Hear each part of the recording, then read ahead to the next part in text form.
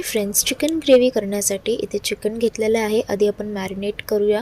हळद, मीठ आणि दही हे 3 वस्तू घालून आपल्याला चांगलं ह्याला मिक्स करायचं आहे आणि ह्याला रेस्ट करायला ठेवायचं आहे। हे चिकन धाबा स्टाईल असणार आहे, नक्की एकदा करून पहा, खूप मस्त लागतं।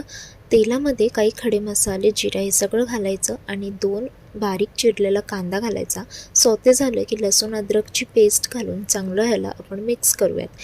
त्यानंतर इथे टमाटर आणि मिरची हे दोन्हीचं चांगलं पेस्ट करून घातलेलं आहे। ऑल सेपरेट झालं की यामध्ये आपण मीठ घालूयात चवीनुसार, चिकन मसाला घालूयात, हळद घालूयात आणि लाल तिखट घालूयात आणि त्यानंतर इथे मी घालणार आहे धना पावडर आणि जिरं पावडर।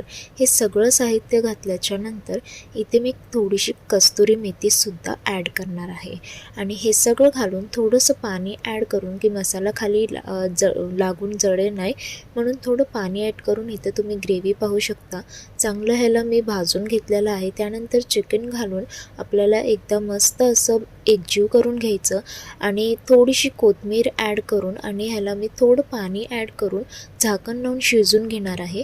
पाणी तुम्ही तितकंच ॲड करा जेवढं तुम्हाला ग्रेव्ही जी कन्सिस्टन्सी आहे तेवढी हवी आहे। तर दही पण आपण घातलेलं आहे तर पाणी सुटतं आणि इथे तुम्ही पाहू शकता आपली ही ग्रेव्ही एकदम तयार झालेली आहे धाबा स्टाईल। वरून आपण कोथिंबीर गार्निश करूया। मस्त अशी चपाती किंवा भातासोबत खायला खूप चविष्ट लागेल। नक्की एकदा ट्राय करा आणि मला कमेंट करून सांगा तुम्हाला ही रेसिपी कशी वाटली। Thanks for watching.